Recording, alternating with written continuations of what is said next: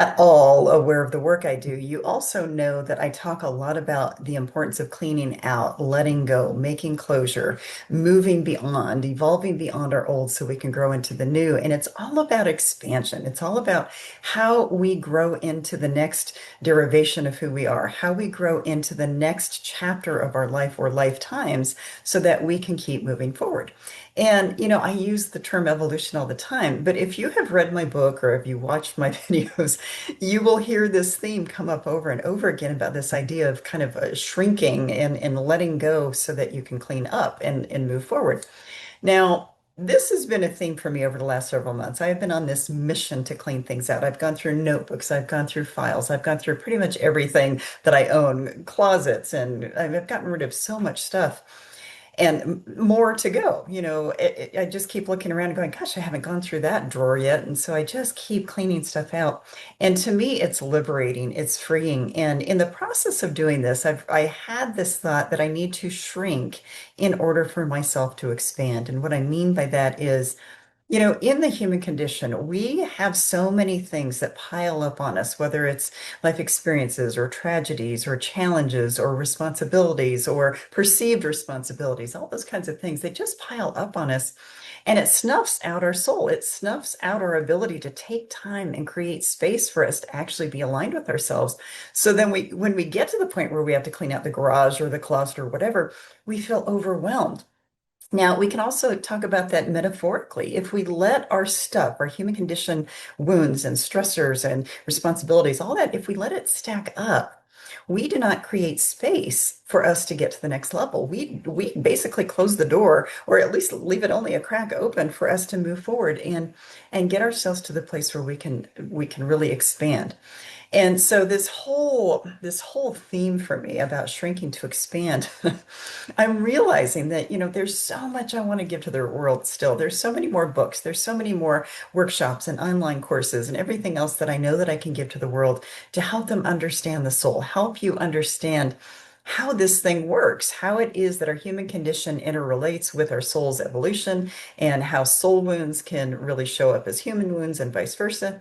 I have so much I want to give, but one of the things I have become fiercely aware of over the last several months is the idea that I have too much responsibility. I have too many things that I do. I have too many, I don't know, too many projects and agendas and things that I just felt like I was supposed to do or had to take care of myself. And so it's been very aware for me that this is like the epitome of what I talk about in soul health, that if I don't clean out, I am not going to grow. I'm not going to get onto that next level. And so I want to pass this whole concept on to you as well to help you figure out, how do you get to that next level? How do you shrink yourself? How do you shrink your responsibilities, shrink your extra habits and extra things that you do? How do you get rid of the extraneous kinds of things that are getting in the way of you moving forward?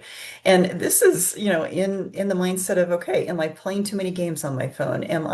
Or playing games on a TV? Have I got too many hobbies? Am I have too many responsibilities with PTA or something else that's really not nourishing you, but you feel like you have to do it? So this is not just the stuff in your life. It is basically the responsibilities. It's the things we do to think that we're keeping up with society. And how does this relate to the soul? Well, our soul likes life simple. It likes us to have solitude. It likes us to have space to breathe. It likes us to have that space for inspiration to come to us rather than trying to cram our brains with something to be creative in a way that maybe is counterproductive to our evolution. And and I want to make a statement about the creativity. Creativity doesn't usually happen unless you have the space for it to happen anyway. And so it's this whole idea of the epitome of soul health is to clean out so we can fill up. But that goes with lots of things. It's not just our wounds that we have to clean out. We have to really be discerning and look at what it is that's keeping us so busy that we can't really move forward in a particular way. Now, all of this came to me with the idea that, I was working on my yard, I was working on my house, I was doing all this stuff throughout the last 19 years of living in this house. And I love yard work. I love to be out there.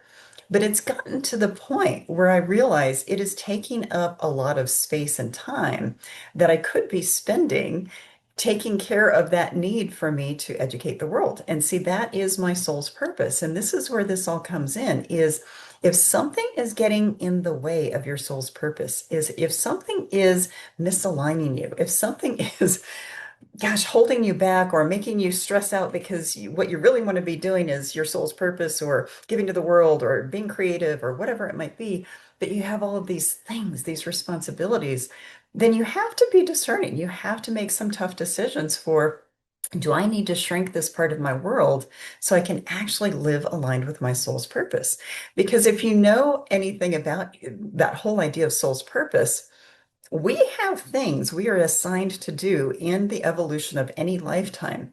And if we don't accomplish them, we're going to come back and do them all over again. We have to start from scratch in the next lifetime. And for me, it's like, no, I want to accomplish everything I am supposed to do in this lifetime and get all the other stuff out of the way. So, am I discerning with what I do for social things? Yeah, if it's not going to give something nourishing to me, I'm not going to do it. Am I discerning with now the responsibilities that I have? I've taken myself off of committees. I've taken myself off of boards of community centers and retreat centers so that I can pull in and really do what I know I'm here to do. I don't need to feel important in those other ways. I've got other things I can do. And so it's this idea of how do you really align with spirit for radiant living? That is the subtitle of my book, Soul Health. This is just one more way, and it's been so obvious to me over these last several months that I have got to get rid of some of these responsibilities. Now, just yesterday, I was deflating an inflatable decoration for a party I had a couple of years ago, and I actually kept it inflated because it was just kind of a fun decoration.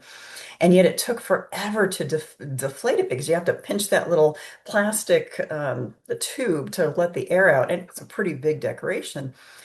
And I was pinching that tube and trying to squish it down and trying to squish it down, trying to get the air out, and it hit me again. Wow, I am shrinking this decoration, and I can re-expand it at some point if I want to. But it's that whole metaphorical idea that we have to get rid of the extraneous. We have to get the things out of our way that are keeping us from our soul's purpose, keeping us from living our highest good, keeping us from our health, keeping us from being aligned in whatever way that is. So by the time, it probably took me about 15 minutes to get all of the air of that thing because, again, the little tube, you could only squeeze it so much to let the air out. And it was a pretty sizable inflatable decoration.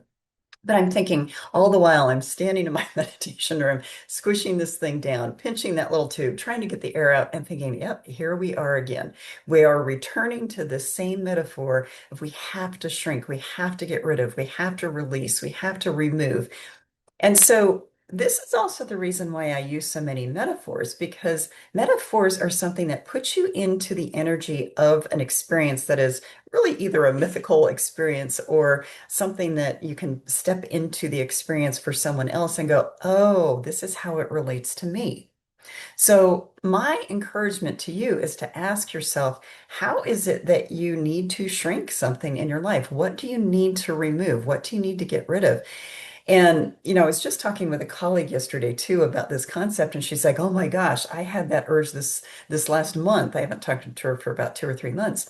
And she said, she showed me on the camera, she said, that whole wall used to be all bookshelves. And she said to me, I got this urge to get rid of this stuff. And so I went through it and I moved it and she shrunk it about a third of the size. And she said the same thing, that it was making space for the next chapter of her own professional life. And I love that. So you have to think about, what is it I need to shrink? Do I need to, again, shrink responsibilities? Do I need to literally shrink items I'm having to take care of? Do I need to be very discerning about shrinking the stress or distress or trauma or drama in my life? Because if we don't make that space, if we are too busy, in other words, do you need to shrink your calendar? Do you need to create some sort of space in some way?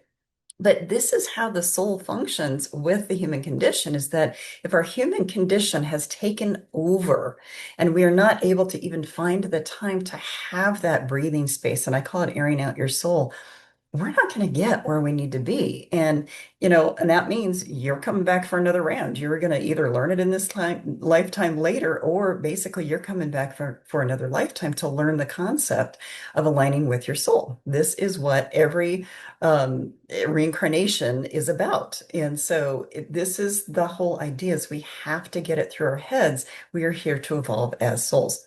Now, I use a lot of humor in the work that I do with clients and with myself and with friends because of the fact that, when I think about shrinking this huge inflatable toy slash decoration, and I'm thinking, okay, if I'm spending 15 minutes just deflating this thing, now I didn't want to pop it and just throw it out.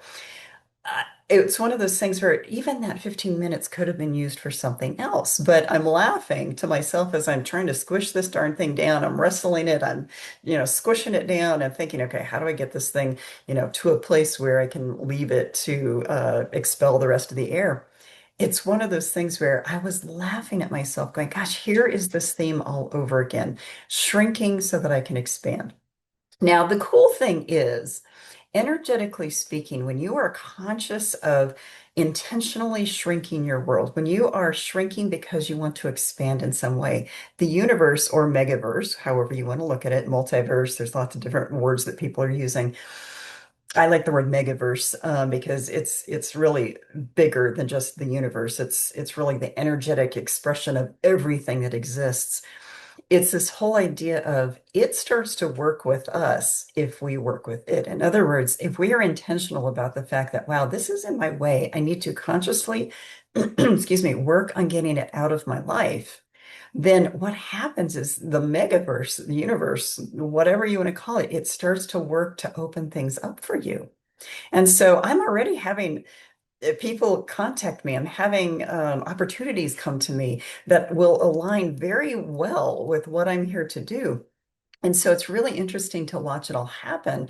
But again, if we are so bogged down or mired down by whatever it is within the human condition that we're not making space for our soul or our soul's evolution, it's never going to happen. It doesn't happen on its own. And, I said this to a client last week. I said, there's no quick fix to our evolution.